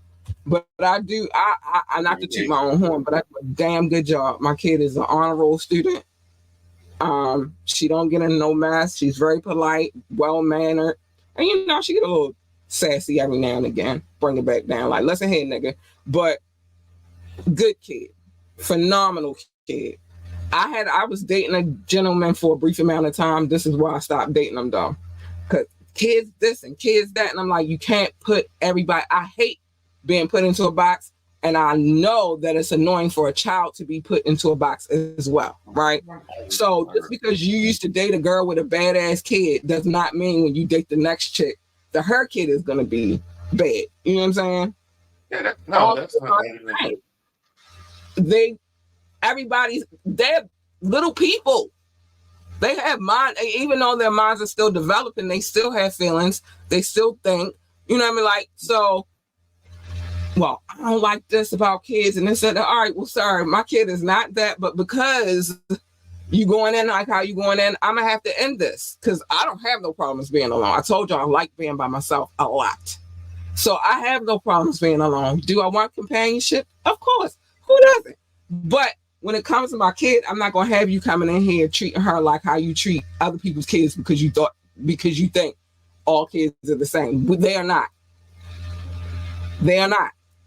Again, like that teacher thought my kid knew who Cardi B was. She does not. You know what I'm saying? She still don't know who Cardi B is, and she's 12. And that's the interesting part because my niece, who's only she's a freshman in high school, so that means she's born off that weird time. I think she's a year older. She knows who it is, but it's so weird. At least talking to you, my sister was more of restrictive until she had to deal with my niece, who's older now. Mm-hmm. And the only thing I would say, like, hey, you get this little restriction stuff up, you're gonna have a worse time down the line. So she kind of loosened up. So my niece knows who Cardi B is. And me and my niece listen to the same rap music. So, yeah, you lift, but you just don't lift too much. You still got to be on their ass. You still got to pay attention to what the fuck they doing. Yeah. You still got to do that. And especially because we were teenagers once, so we know that you got to do that. You got to do that. Yes. Yeah. Well, you give us some leeway. Actually, no, this is a cool conversation. It's too deep right now. I'm you give them leeway. You give them a little bit of, and I'm a parent, so I'm going to tell you this. You give them leeway as they get older. Like my daughter's bedtime used to be at 8. Then it went to 9. Then it went to 10. We're still at 10 right now because, you know what I mean? But she's older. You give a little leeway, but you don't. I hate this saying because I don't hit my kid, but it kind of, the psychology of it makes sense. You spare the rod, you spoil the child. I'm not going to fuck my daughter up, but I'm definitely absolutely unplugging TVs, taking it, because you know these TVs now, you can take the plug out of it. I'm taking plugs out of everything, tablets, computers, fucking TVs, fucking taking the PlayStation 5. I'm taking all that shit. You know why? Because you're not going to play with me. There's a key question that I never thought about this. You just said that. Mm-hmm. Is it potentially easier now to raise a kid because all you got to do is cut them off from their social world through electronics compared to being on punishment they have to sit inside? No, they act crazy when you do shit like that. If she get in trouble and I go to punish her and take her shit, she's going to be crushed. It's not easy. Parenting never gets easy. Nothing about parenting is easy. You're going to go through your ups. You're going to go through your downs. Like I said, she's a great kid, but she has her moments. Hers is her mouth. You feel me? But nothing about parenting, and especially in my case, because I am absolutely a single mother, nothing about parenting is easy.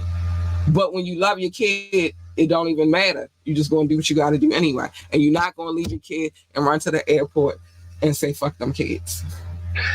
I like how you spin it around. So yeah, he's on 2 hours. So I gotta get out of here though. This was an interesting conversation, but parenting is not easy. It never gets easier. It just doesn't. It's just an ongoing job, and you just accept it and live life because that's life, and it is what it is. But anyway, y'all, Doc, man, you done made me think about other stuff other than the double stuff. No. You like that, right? No. Look, unless it's Oreo cookies, and I don't even like them. No, I don't like them either. But apparently Diddy did.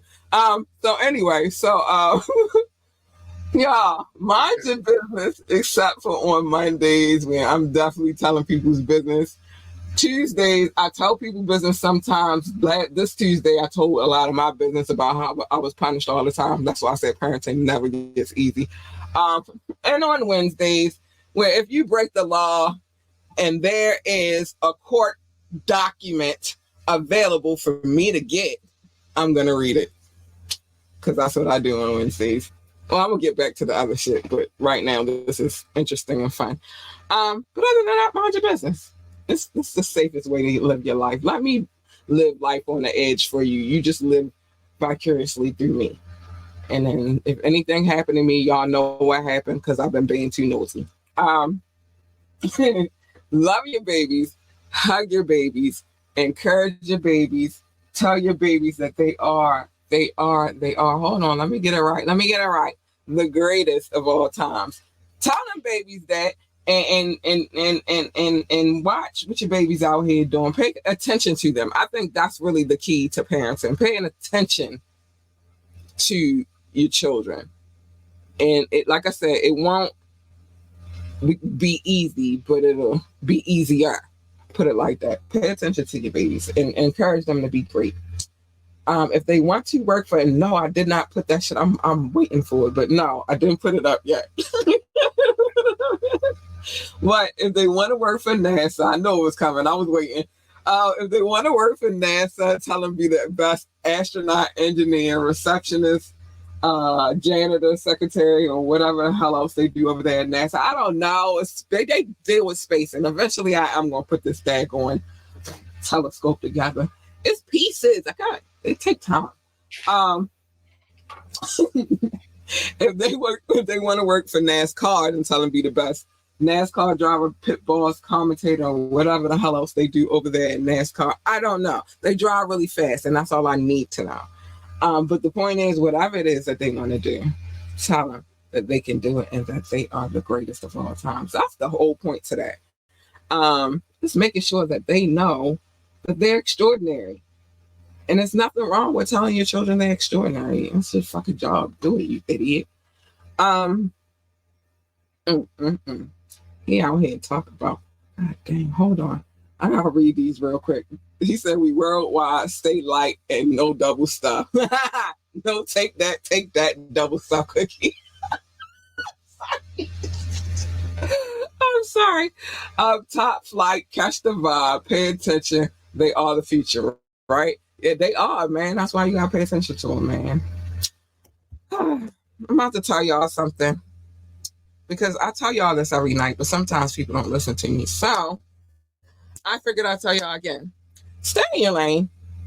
Stay in your lane. My lane is not the lane you want to be in. It's not your lane. It's my lane. So stay there, or you're gonna get hurt. And she really not all that nice. She's really quite bitchy when she want to be. So just let her sleep. Let her be where she gonna be. You don't want her. You want her. She's nicely kind and cuddly and all that good stuff. Or at least her. Hey, you big purr. Ninja. Hey, you big purr. No double stuff. Usually what happens when you cross into other people's lanes is a collision. And nobody wants that. I don't need that for me. I don't need that for you. We don't need that for we. So just stay in your lane, y'all. Just stay there. Oh my goodness. Pick and choose your battles wisely. Every battle is not a battle to be fought. Sometimes you just gotta lose a little bullshit battle to win the big ass war. It's that simple. And Mobb Deep already told y'all that there was a war going on outside and that no man is safe from it. I'm not going to do all of it. I want to, though. It's in my soul to do the song, but I'm not going to do it tonight. Be who you are. You'd be surprised at how many people love you just because you're being you. Be you. Be amazingly you. Don't let nobody tell you to change yourself. Be anything other than what you are. Just be you. And that's all I got to say about that. Listen, I almost went in doctor's now. I was about to do some Mobb Deep just a second ago. I was about to be like, y'all, shut. Oh,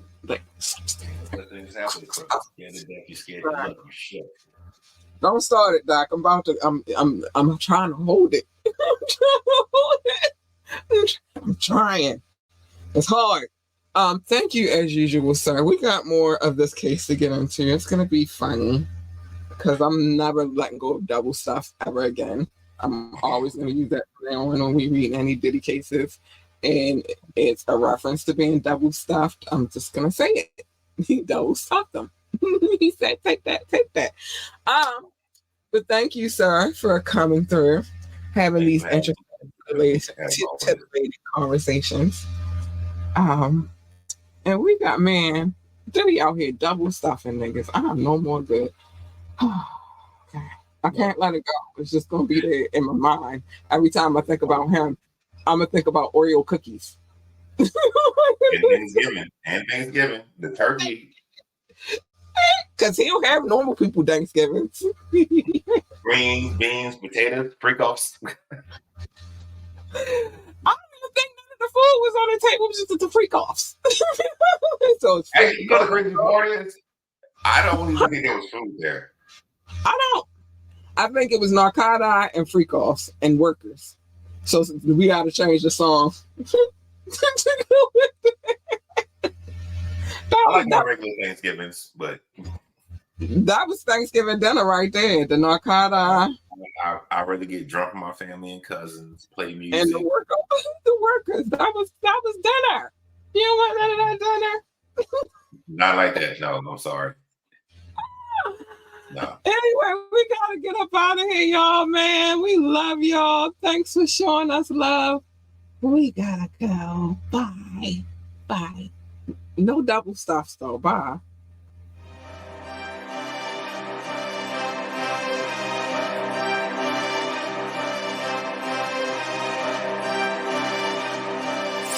Oh,